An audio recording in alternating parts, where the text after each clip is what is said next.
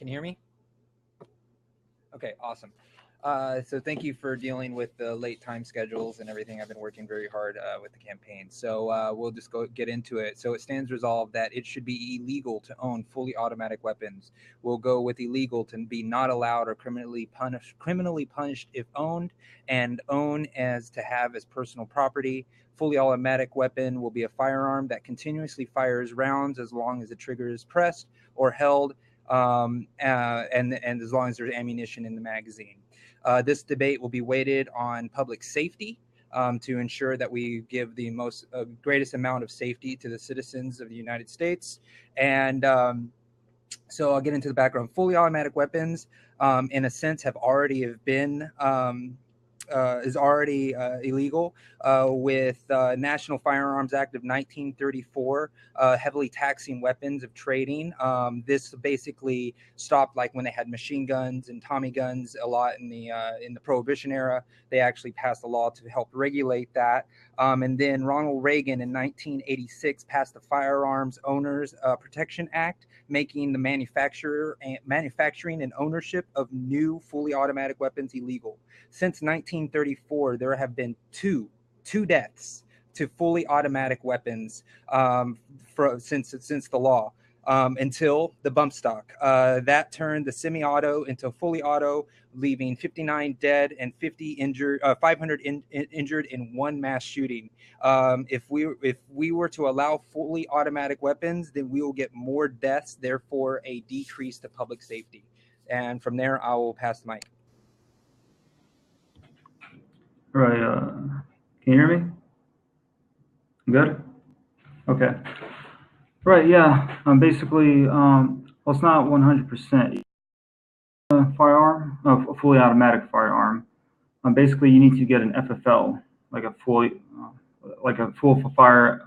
Sorry, an FFL is basically a license that gives you right to carry a fully automatic weapon. But there's some, let's say, it's not hard. It's not easy to get one too. You need to fill out an application, and basically, according to the ATF, you gotta like submit all these forms. Like you'd be contacted by the ATF officer. Basically, if you're just a mere mortal who's just trying to get a fully automatic license to use a fully automatic firearm, basically, it's not really that easy to get one. I mean, so it's not 100% illegal. It's just really really hard to get, and your life could become hell if you get an FFL because you're basically harassed and contacted by ATF.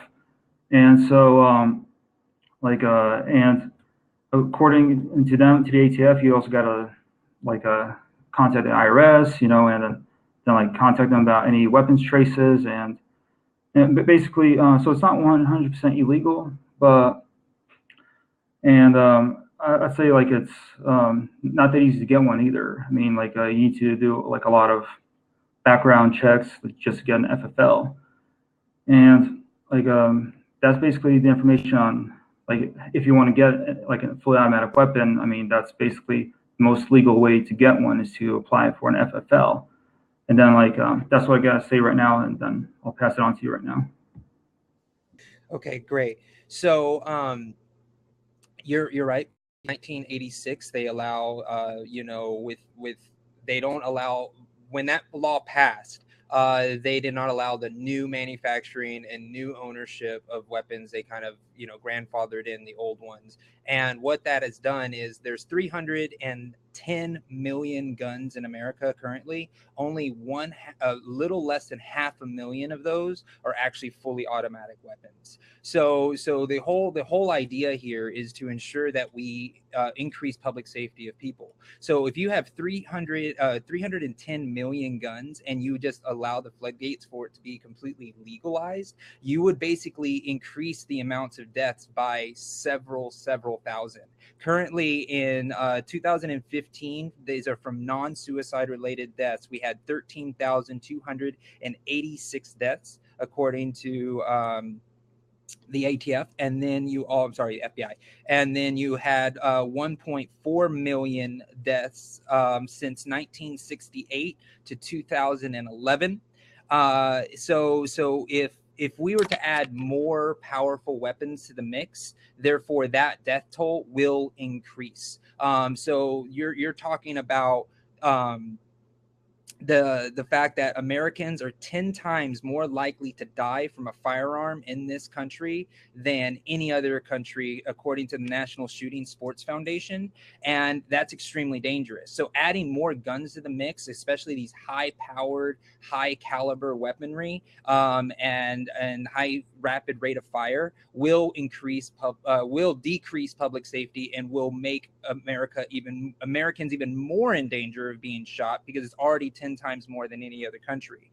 The second point that I want to bring up is that we'll have more efficient killers, unfortunately. So I'm going to list a couple of shooters from big mass shootings that we've had in the country. In Houston, there was a mass shootout that involved 212 rounds.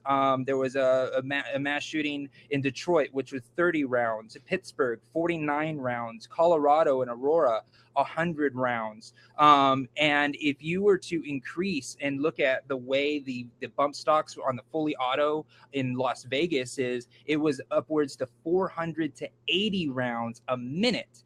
And if you look at standard fully automatic weaponry, you'll see 300 to 1800 rounds per minute, when a semi-automatic is normally, with a reloading time with a standard magazine size of 30 rounds, it takes a long time to reload, so you're not able to wreak as much havoc in a mass shooting situation. So again, increasing public safety to stop them. All right, basically, yeah, speaking of public safety, I mean, honestly, a majority of the citizens in their country, let's say, we're not criminals, right? And basically, and first of all, like, if we fully legalize, like, fully automatic weapons, say, hey, everyone has a right to go get a fully automatic weapon. I mean, like, for a while there might be some increase, right? And let's not forget that there's still, like, in big cities, you got crime rates, you got all these criminals. Now, here's the thing: when it comes to gun deaths, I'm not talking about mass shootings. I'm just talking about, like, just gun deaths in general in the United States. We need to account for criminals being shot by police, whether it's justified or unjustified. It doesn't matter. We need to account for that. We also need to realize that, like, a lot of your gun deaths are basically done in self-defense, when you have a regular civilian fighting back or defending themselves against a criminal who's attacking them. And then you have criminals shooting criminals. And basically, then all those situations that you listed, Aurora, and then Sandy Hook, basically, most of that was mostly semi-automatic weapons. Those are not fully automatic weapons. But, like, either way, it doesn't matter if it's semi-auto or fully auto. If a criminal has intention to hurt someone, like, they're going to take a lot of lives with them. So the thing with Las Vegas, I mean, if the guy has semi-auto, I mean, like, the crowd is packed right there. I mean, if he had semi-auto instead of fully auto, the death toll probably could have been just as big. I mean, especially when you have people gathered in the crowd like that, and they're all panicking. So again, like, and again, if you're professional, you can just switch it out real quick if it's semi-auto. So I mean, like, would it really matter? Because I'm thinking, for the most part, majority of Americans are not criminals. They don't have this intention to go out and hurt anybody. So, like, I'd say basically, when it comes to fully automatic weapons, I mean, if we fully legalized it, right? I'd say basically the people who would only use it would be criminals. And then again, like, had there been more civilians with, let's say, fully automatic weapons, they might use them too. But again, a majority of people, they would prefer semi-autos because, like, they're more accurate. But I'm done for now, and I'll pass it on for you. Okay. You said at the beginning, if we fully legalized fully automatic weapons, then gun deaths will go up at the beginning. Even if it goes up in the beginning or the long term, it still hurts public safety, which is the grounds of this debate. Which, if there's an increase at all in gun deaths, then therefore you have decreased public safety. Therefore, I would win this debate. And as far as criminal versus criminal violence, if you have fully automatic weapons and criminals firing fully automatic weapons at each other, there's already crossfire with handguns, with semi-automatic weapons, with shotguns. There's already crossfire and people dying in their homes from bullets flying through windows. So to increase that amount of bullets flying through the air, even if it is criminal and criminal violence, you are going to create more innocent lives lost due to the crossfire as well, which would decrease public safety. And again, if you made the argument, the criminals will get the guns. Again, we set laws in place to prevent those criminals from getting these guns. That's why when we make it basically illegal in a lot of senses, then you are in a sense stopping the amount of gun deaths from the most dangerous of these weapons. So if these criminals get these guns, they're gonna use them, right? However, murderers are still going to murder. But we still make murder illegal, because if we just made, oh, murderers are going to murder, so let's just not make murder illegal. That's not the way we do business. Murder is illegal, yet murder still happens, but the rate of murder is dropped dramatically because it's illegal. Thus, why we should make these mass weapons of mass destruction, basically, wreak havoc to the civilian populations, should be illegal. So with that, because if we make them illegal, then we increase public safety. Right, I'm back. All right, so basically, um, let's say this. So, for example, like majority of, let's say, gun deaths, like according to, let's say, Dr. Kleck in his research, basically, like you have 1.5 million self-defense gun situations, right? So you have a criminal being killed by, let's say, a good person who's not a criminal. Now, here's the thing. You said that basically, a criminal or murderer is still going to commit murder, right? No matter what laws we set in place. And that is basically the point of gun rights advocates, is because here's the thing. It's already illegal to basically own certain types of weapons, right? But criminals still get them. A black market still exists. So if we wanted to fight a black market, well, we couldn't stop it, Like, and again, like we're actually a lot safer with citizens having more firearms around them than not having any with them at all. Now, for example, when I said earlier it will increase, right? It'll be more like a temporary increase. So, like when increase in crime and decrease public safety, that'll be like temporary. Then eventually, public safety will increase because more people are armed and they carry more weapons, any kind of weapons they want, even in fully auto. But then again, most people wouldn't want a fully auto because fully autos are not as accurate as a semi-auto. But again, like I'd say criminals will always find a way to use a fully automatic weapon. So you can make a pure restriction on fully automatic weapons. You could say stop handing out the licenses, no more FFL licenses to anyone, right? Just kind of limits it to a certain amount of guns that could be allowed to be used.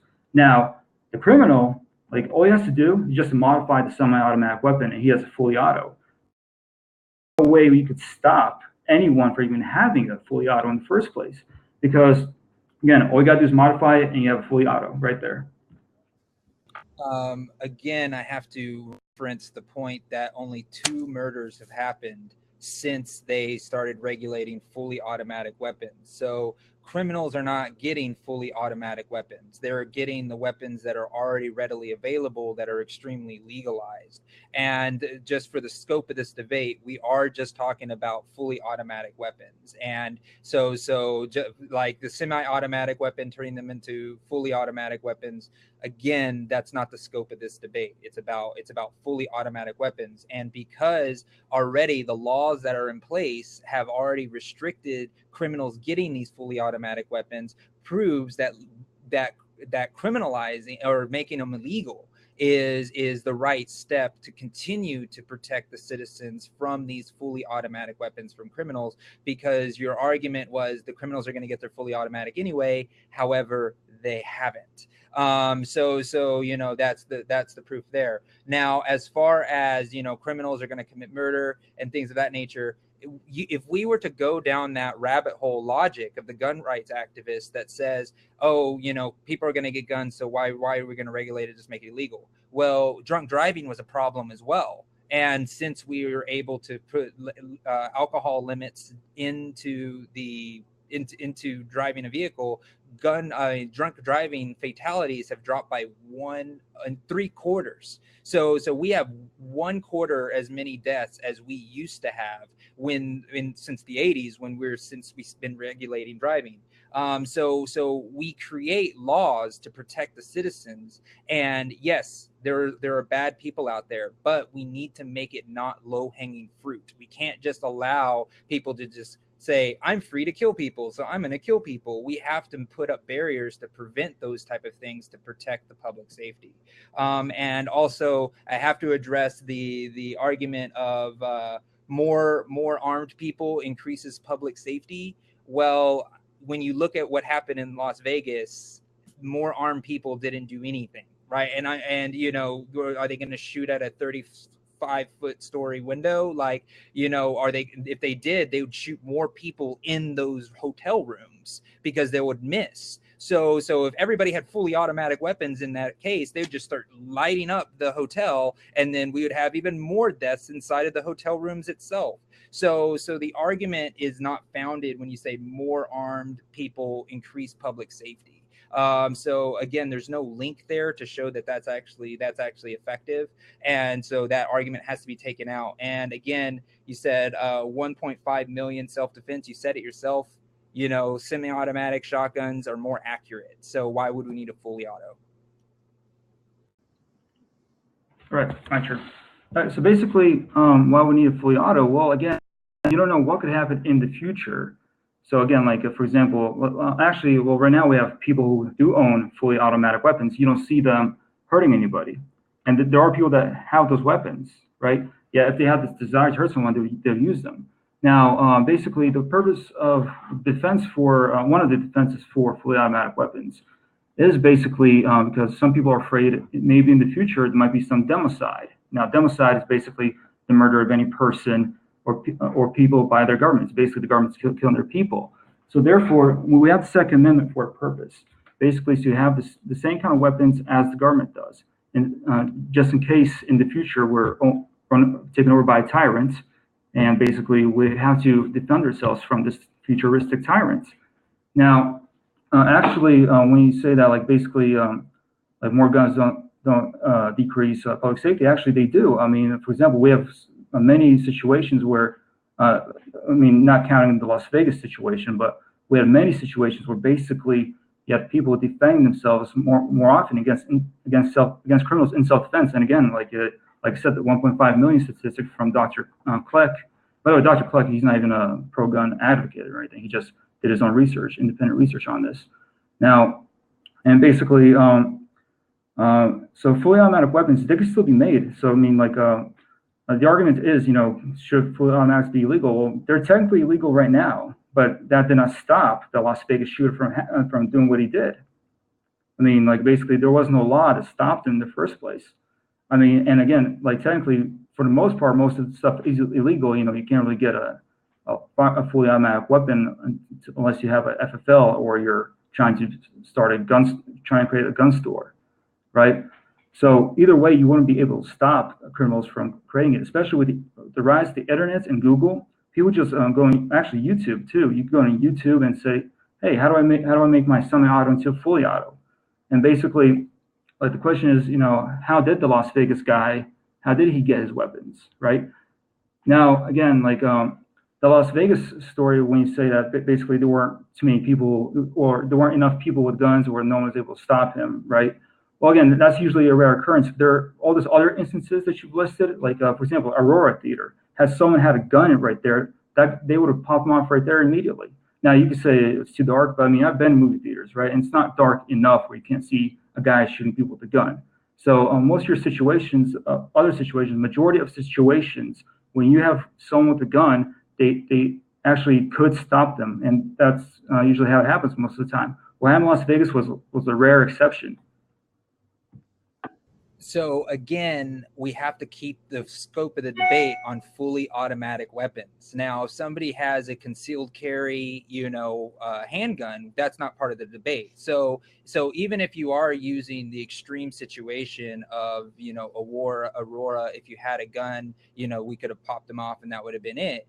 Again, it's different to say if I would have had a fully automatic machine gun, I would have totally mowed him down, right? But then again, it goes back to my initial argument of crossfire, and the amount of bullets that fly through the air will cause collateral damage. So again, I don't think I have to take out your argument about fully automatics being the most effective way of self-defense, or even taking out these killers, because these bullets fly so fast out of the barrel that the likelihood of you hitting another innocent person is very, very high. So again, the self-defense argument kind of falls flat when we're talking about fully automatic weapons. And as far as the government, the domicide argument that you were making, yes, the Second Amendment does allow us the right to bear arms with a well-regulated militia. We can't forget that piece of the element, because it says regulated, right?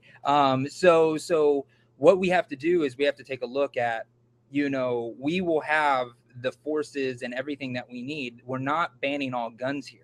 Right, we're not banning all guns here, and the United States government is not letting us buy Apache helicopters or rocket launchers or grenades or bombs to be able to take out armored vehicles, jet fighters, things of that nature, which is a very sad state of affairs. But we do not have enough firepower, even with a fully automatic weapon, to take down the government, especially since we only have such a few amount. So overall, in the entire grand scheme of the debate, we have to really take a look at public safety. If you're self-defending yourself with a fully automatic weapon, the chances of you killing an innocent bystander goes way, way up.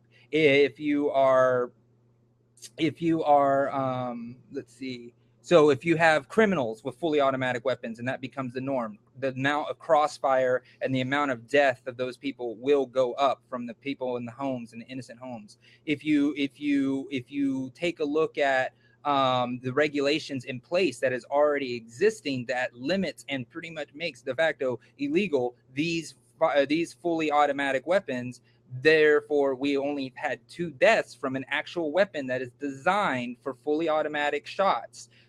Shows that if we were to loosen that regulation, then that number could go up dramatically, which is extremely dangerous with the evidentiary points that I'm presenting to you right now. So those arguments do not work with fully automatic weapons.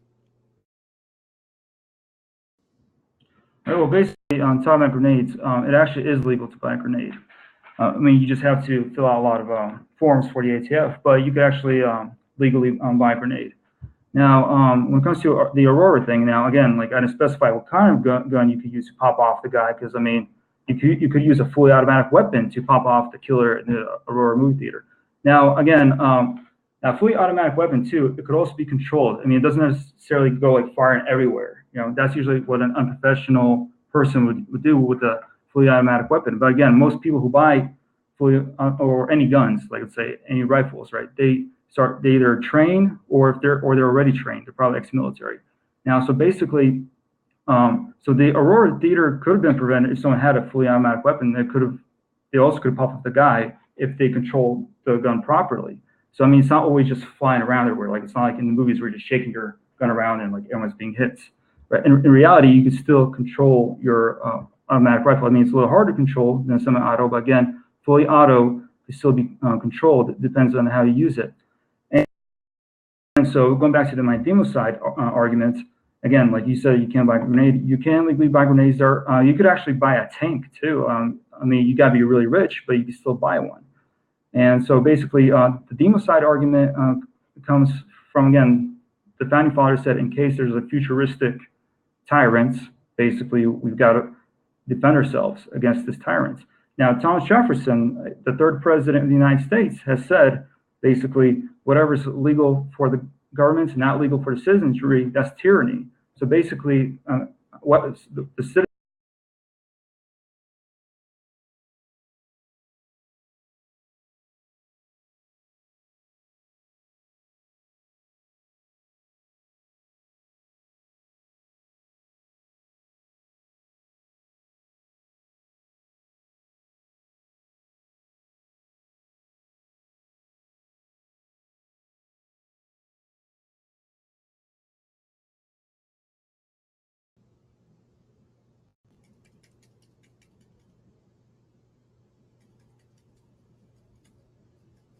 unfortunate that we have lost him. So since it's my time, I'm going to relay my voters now. Um, so what I have to say is that the reason that I'm going to be winning this debate today is that if we increase the amount of deaths, no matter how temporary it actually is, we will decrease public safety. If we try to use fully automatics for self-defense, we will decrease public safety. If we lighten the regulations that are on fully automatic weapons to allow easier obtaining of those automatic weapons to criminals, we will decrease public safety. Sorry, I got you. All right, so can you hear me? Hello, can you hear me? Yes? No? Okay. So I'm just going to run through it really quick. The reasons that I win this debate too, I'm going to run through my voters, is that an increase in deaths, no matter how temporary it is, it will decrease public safety. If we allow fully automatic weapons to be part of self-defense, it will decrease public safety because of more crossfire. Even if it is a trained individual, you shooting 10 rounds in a few seconds, you could shoot the person behind them very easily. If you allow the easier obtaining of criminal weapons, you allow the easier obtaining of fully automatic weapons, and criminals get them, therefore there will be more crossfire, therefore it will decrease public safety. So with all of those arguments, we have to go with the affirmative because we are actually protecting public safety in all of these cases. Regardless of the arguments that are said, more innocent people will die. And if one more innocent person dies from a fully automatic weapon in a criminal's hands, when only 2 have died so far since 1935, we have to win this debate in the affirmative. All right, so basically, right, can you hear me? Right. So basically, you want to increase public safety, not decrease it, of course. Now, basically, if more people had guns, I'm good? Okay. So if more people had guns, you could actually, for example, criminals, the psychology of criminals like this. Basically, they'll eventually realize, hey, it's kind of not safe for me to use a firearm around here because what if this guy's armed? What if this guy's armed? What if this lady is armed right here? So like the more, let's say, firearms we have, let's say fully automatic weapons, right? I mean, like, for example, I'd say like you could still prevent a lot of crimes from happening. You can say you got crossfire and everything, but like, for example, criminals eventually, they're more afraid. They're more fearful of a citizen with a gun than they are a cop, right? And so imagine you walk in with, let's say, a M249 SAW or M240 Bravo, right? And now those are high-powered machine guns. Like I used to be in the military, so I used to fire those types of weapons. So if you come in with that, right, and a criminal sees that, or a potential criminal sees that, they're going to be like, oh crap, I don't want to mess with that. And that is basically the psychology of criminals, because the more criminals realize that eventually it's going to be harder for them to commit crimes because there's more, let's say, armed citizens. There's a higher risk for them of being, shot up or something by a citizen who is not a police officer. Criminals themselves have said multiple times that they are more afraid of an armed citizen. So again, if you see an armed citizen with a fully automatic weapon, I mean, you better not mess with that guy, right? And again, and if criminal sees that, or a potential criminal sees that, they wouldn't want to rob that bank right there, and they wouldn't want to hurt anybody at that cafe right there because they see a guy walk around with a fully automatic weapon. So it could actually decrease the crime, or let's say, it could increase public safety but decrease crime from, or let's say gun crime from happening, or not necessarily gun crime, but just crime in general. I'd say criminals will eventually be more afraid of committing crimes. So rapists will be more afraid of, let's say, attacking a woman who, let's say, she's walking around with an AK-47, and basically, how does the criminal know that the AK-47 that the woman is carrying is not a fully automatic weapon, right? And again, the rapist doesn't want all those bullets in his body, like, so basically, so if you want to think about safety, like, and decreasing crime, well, I'd say like more guns for the citizens. Whether it's if it's fully automatic, well, so be it. Like I'd say criminals are afraid of fully automatic weapons. They're afraid of armed citizens.